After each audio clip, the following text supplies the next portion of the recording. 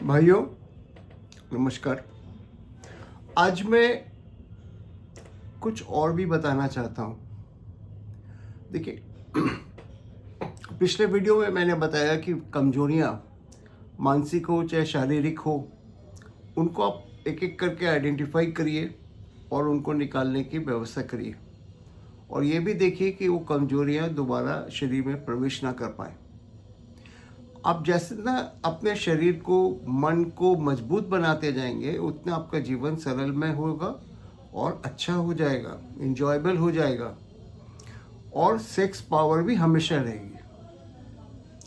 Sex power हमेशा रखने के लिए एक दूसरी इम्पोर्टेंट बात वो है, आपके विचार, आपके मन में कैसे विचार आते हैं।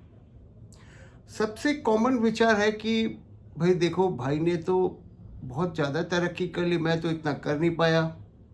देखो वो दोस्त कहाँ से कहाँ तक पहुँच गया, मैं तो इतना नहीं पहुँच पाया। तो ये हेल्दी विचार नहीं है। आप अपने आप को किसी और लोगों के संग कंपेयर मत करिए।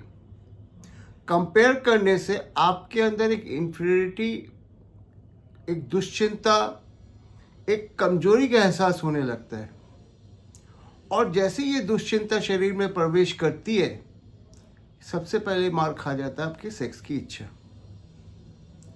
सेक्स डिजायर वहीं पर ख़त्म होती है। जब भी कंपैरिजन आ जाएगा कि भाई हम, मेरा सेक्स या मेरा परफॉर्मेंस या मेरा कुछ कमज़ोर है किसी और के मुकाबले, तो मन में अपने आप एक सेक्स की इच्छा का पतन शुरू हो जाता है, और ये पतन बढ़ते जाता है।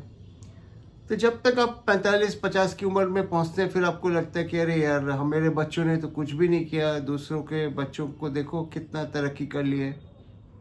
मिस्टर बनर्जी के बच्चे देखो अभी इंग्लैंड में बैठे हैं, मेरे बच्चे तो नौकरी नहीं खोज पा रहे हैं, नौकरी नहीं मिल रही है उनको।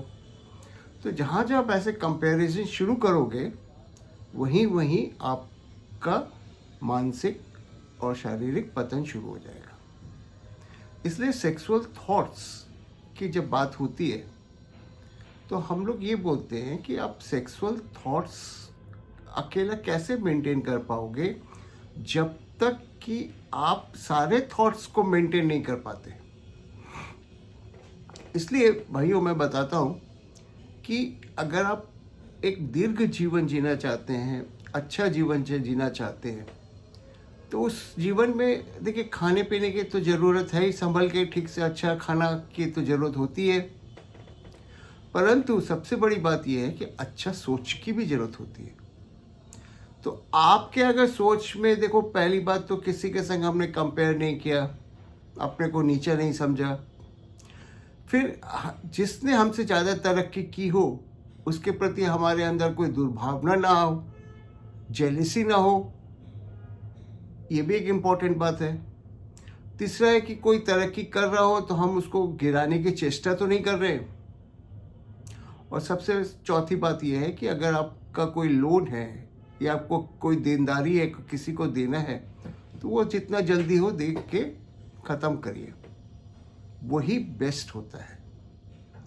तो देनदारी रखने से आप ही कोई प्रॉब्लम होती है, आपका कर्म खराब होता है, आपकी इनकम गिरती है। तो आप अगर मन को इस तरीके से शुद्ध रखेंगे, तो मन में स्वाभाविक तौर पे प्यार के ख्याल, सेक्स के ख्याल, रोमांस के ख्याल खेलेंगे, दौड़ेंगे, उनको जगह मिलेगी दौड़ने, खेलने, कूदने की, बढ़ेंगे, मजबूत होंगे। तो आप इन थॉट्स के ऊपर अपनी नज़र रखिए, अपने थॉट्स के ऊपर नज़र रखिए, अपने थॉट्स को हेल्दी बनाइए।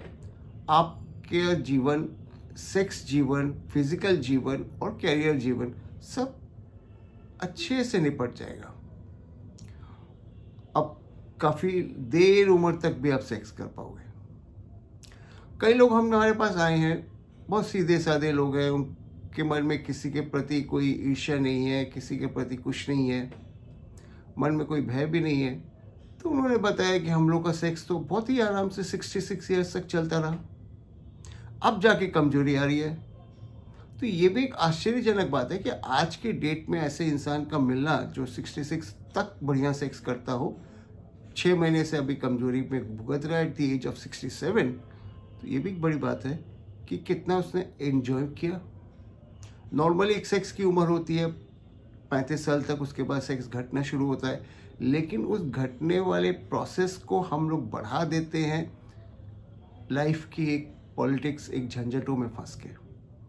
तो कहने का मतलब सिर्फ इतना है कि जितना अपने विचारों को आप शुद्ध रखोगे उतना ही सेक्स पावर आपका बढ़ेगा। धन्यवाद।